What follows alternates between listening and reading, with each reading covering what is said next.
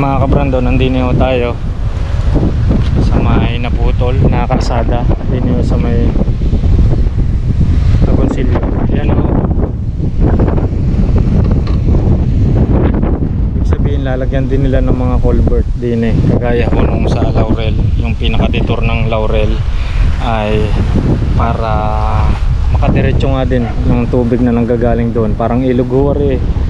Tapos halong tubig lang dahil nga ako naputol yung bagyuhan, mahalo na din eh tubig, halo-halo na sila ngayon. Yan, lalagyan ng culvert para diretsahan ng tubig, at the same time matibay ang gagawin nila din eh.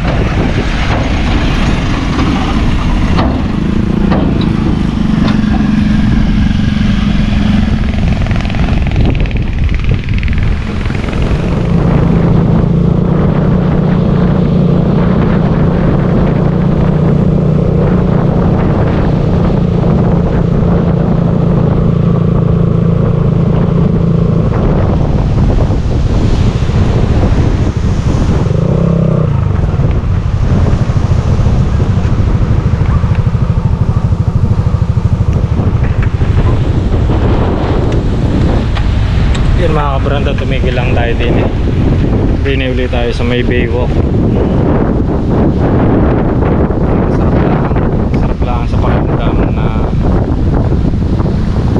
makalanghap ng sariwang hangin. Yan o, may isang magandang view din ng lawak.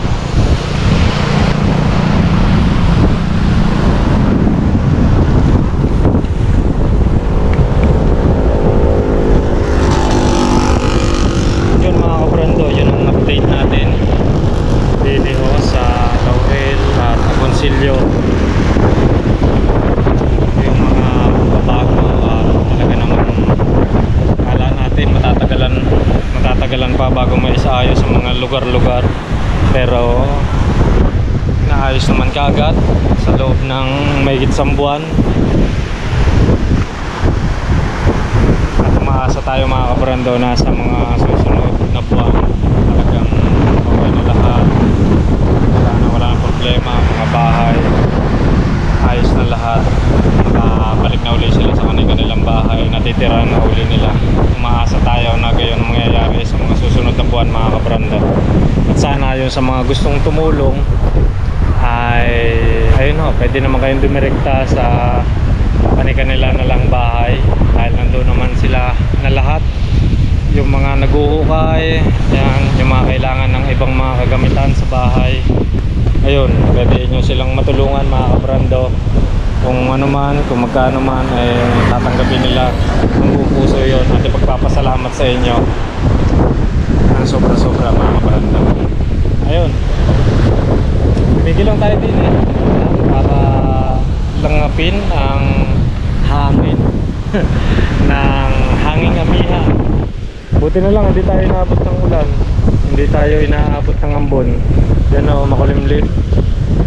Dahil ng mga nakakaraang araw nga, paparto lahat, papunta lahat din eh sa amin yung ambon, halos metmea. Kaya yun, pasalamat tayo ngayon at hindi tayo inabot. Kaya kasama pa rin natin si Baby Telelot mga kabrando. Baby Telelot ang ating kasama, ang ating pinakamamahal na motor. Ayan, siya ang ating gagamitin mga kabrando sa mga darating nating rides, sa mga darating nating documentaries, sa mga pupuntahan nating mga lugar. Sobrang napakahilig natin sa motor mga kabrando. Kaya kung mapapansin nyo, hindi ako mahilig mag 4 wheels. Kahit ho kami ay meron na 4 wheels, hindi ho tayo mahilig. Talagang motor ang pinakahilig natin. Kaya yan, tapos lang tayo magpapasalamat kay Baby Telelot. May 5 piso. Oh, ₱5, nakalimot pa tayo ng ₱5. Swerte daw ito mga kabrando. Meron pong isa. Oh, ₱5 din. Nakakasampu na tayo. Yan oh. ₱5 din mga kabrando. Nakakasampu na tayo. ₱10. Blessing ito mga kabrando. So yun mga kabrando, gusto ko lang kayong batiin ng Merry Christmas, na maligayang Pasko. At sana ho ay maging okay na ang lahat. Sana ay maging masaya ang ating mga Pasko. Ayun, tsaka nagpapasalamat ako sa inyo sa patuloy na suporta nyo sa akin, din ako kay Kabrando, sa aking mga rides, sa aking mga pinupuntahan. Maraming salamat. At saka ho sa mga tumulong, sa lahat ng tumulong sa pulpa ho nung